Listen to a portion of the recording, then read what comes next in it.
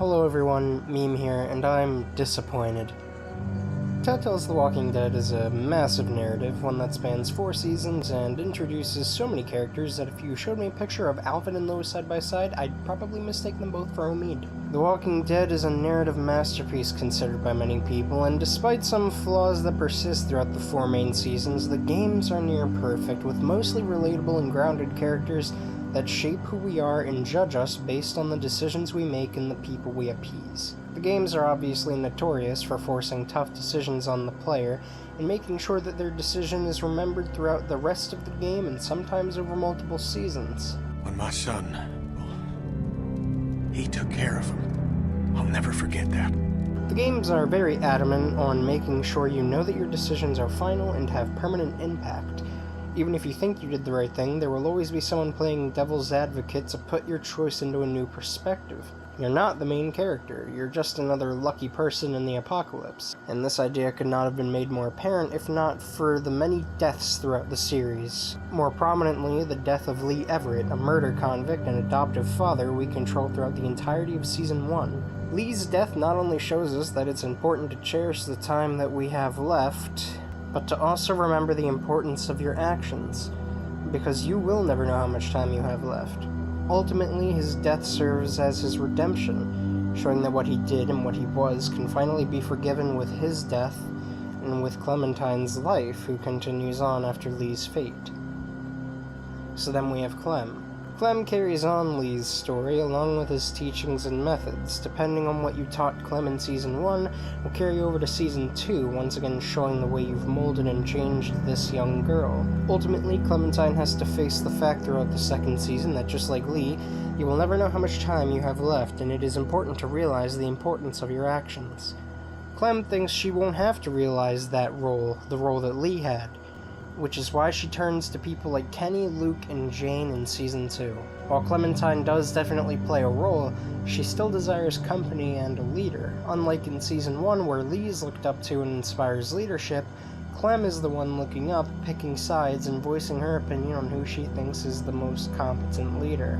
This coming-of-age journey starts with Clementine getting attacked by a dog after her first attempt at surviving on her own. And when she's thrown into the middle of a dysfunctional group of survivors, she needs to slowly realize the role of leader herself.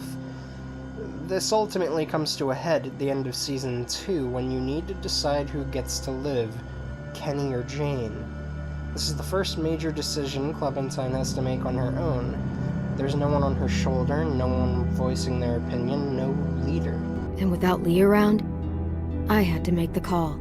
Clementine must decide on her own whether or not she should shoot Kenny or let Kenny kill Jane. This first major decision begins her true transition into the role of Lee, becoming stronger and learning to make the hard calls, all while raising a child and not just looking for guidance, but also becoming guidance for others, like Lee. Moving ahead of Season 3, because it adds little significance to the overall story, Clementine and her adoptive child, AJ, both continue through the apocalypse, much older at this point. Clementine is struggling to pass on Lee's methods, as AJ is growing up too fast and is becoming angrier and more confused as a result of the world that he's growing up in. Because, while people like Clem and Sarah and Duck at least got to have a childhood before the Walkers, AJ never got that chance. He's grown up in a way no child should normally be expected to grow up, and it frustrates him. AJ wants to feel like the person Clementine wants him to be, but is frequently confused and frustrated. You say don't be soft, but everything that you do just messes up my head. Be strong, be brave, never hesitate to kill people that want to hurt us. Because AJ's hardened personality, molded from the Walkers, conflicts often with the moral foundation laid in the old world before AJ. This is important because Clementine eventually runs out of time when she is bitten, and all of her worries as an adoptive mother, such as whether or not AJ will be a ruthless killer, whether or not he will lead a morally stable life, whether or not he will even stick to her advice, they all become a harsh reality for her, all in that one moment. Clementine tries to reassure AJ and cheer him up, but ultimately, this moment was inevitable. This exact moment parallels Lee's death in every way, right down to the camera angle and animation. Clementine, just like Lee, is scared of what will happen to the one they love after they're gone, whether or not they've done enough. So just like Lee, Clem tests AJ by making him lock down the barn and kill walkers to keep them safe. Clem gives her parting words and reminds AJ of vital advice, preparing him for the road ahead. Clem's personal hell of constantly running around, watching loved ones killed, turned, or broken, can finally end. With AJ finally in a safer place, the bandit threat mostly relieved, and Lee's advice passed on, Clem can finally be relieved of her burdens, and with her death, the story of Lee can continue down to AJ. We can finally have closure in this dark world, that the death will finally end in the purgatory that Lee went through, and the hell Clem experienced can finally be ended. And AJ can be in a somewhat peaceful paradise, while also prepared with Clem's advice and teachings that were passed down from Lee. But unfortunately, we didn't get that, so yeah, the ending of the final season of The Walking Dead is, pretty damn disappointing. And here's why.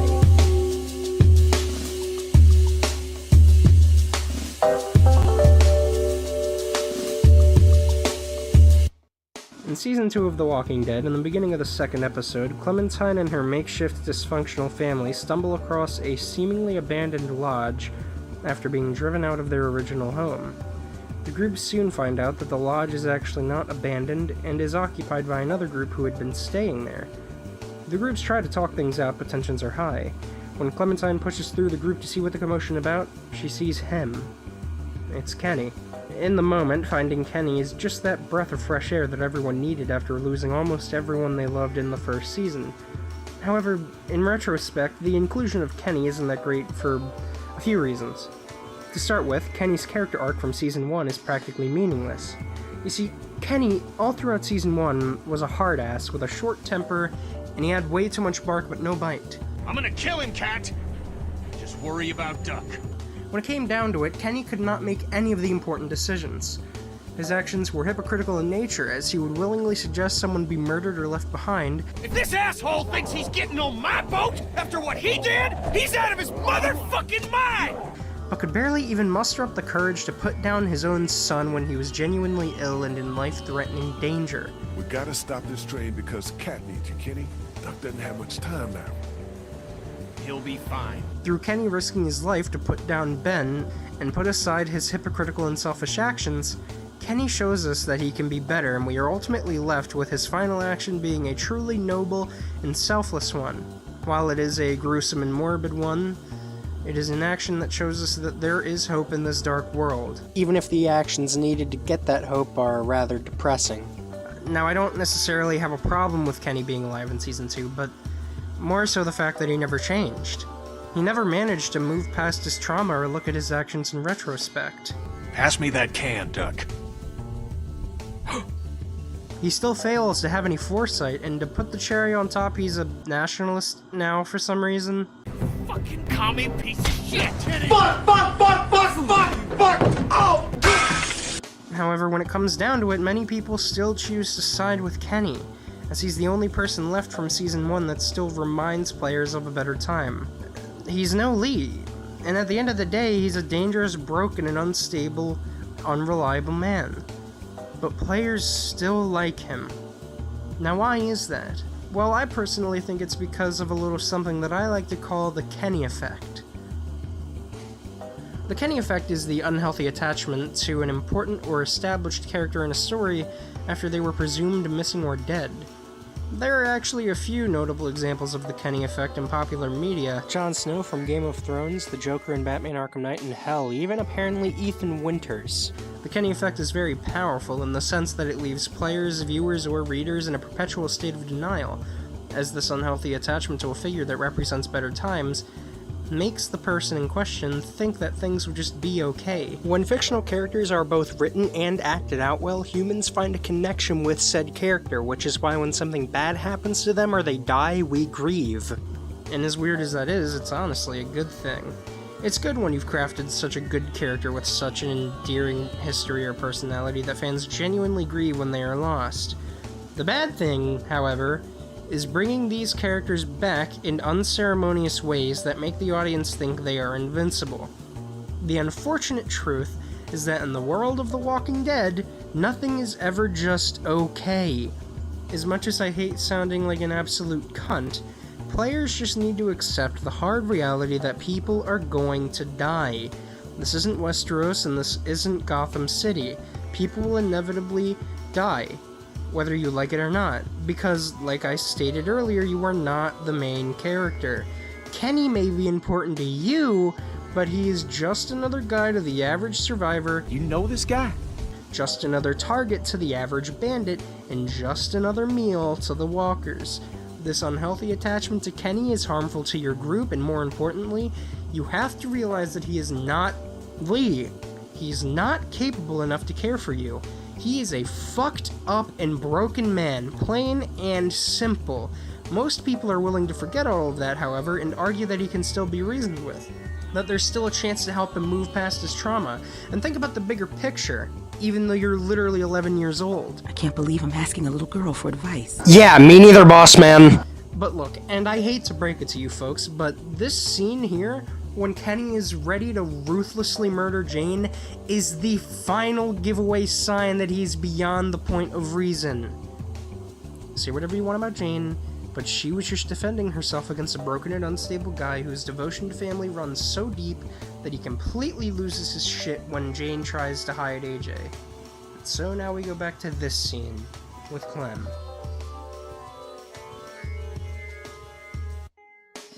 Killing off Clementine takes a lot of courage, as she was the only real pure character in the series, still having hope while also being a realist. Her death is important thematically for the series, as it is all about loss, showing that not even Clementine can be lucky enough to avoid the zombie apocalypse.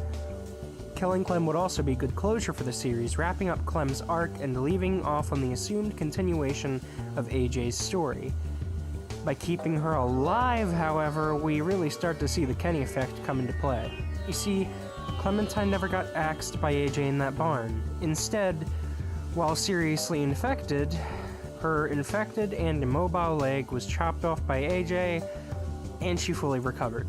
The Kenny effect then comes into play in the sense that while players literally have zero closure on Clem, and can even see that she's visibly suffering more in her current state, Did I do a good job? they're more attached to the idea of her being alive at all, letting denial sink in and just thinking that Clem will live happily ever after.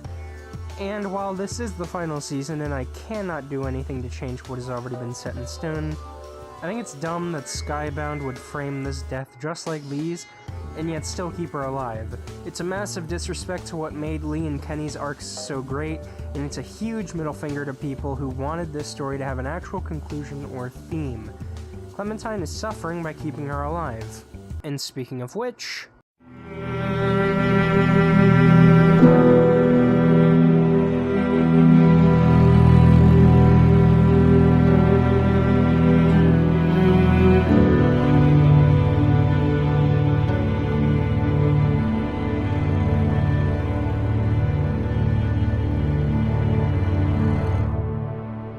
See, the thing about Clementine is that she's constantly suffering over all of the 4 main seasons. Clementine had to kill her surrogate father. She witnessed the fate of her parents. She had to actively decide the fate of both Kenny and Jane. She witnessed Omid and Krista die. She witnessed the deaths of many close friends like Sarah and Luke right in front of her eyes, and she constantly has her hope destroyed through either loss, displacement, or abuse. Clementine is, in a sense, in a permanent limbo, with her mercy being decided with her fate. For those who don't know, in Catholic theology, limbo is the viewpoint concerning the afterlife condition of those who die in original sin without being assigned to the hell of the damned. To put that in layman's terms, limbo is basically the void. It's oblivion. It is non-existence. It is the land of which souls go to be redeemed, to decide whether or not they will go into hell or heaven. And while I'm not here to make a very far out reach that The Walking Dead, a computer game about zombies, has some sort of religious significance and connection to hell or heaven in Jesus Christ, one can easily observe that the land of The Walking Dead strikes a very strong similarity to Limbo. Clementine has been wandering through the wasteland almost exclusively on her own, if not for a few caretakers early in her life. She has seen many loved ones die or leave her, with her almost being the direct cause of it sometimes.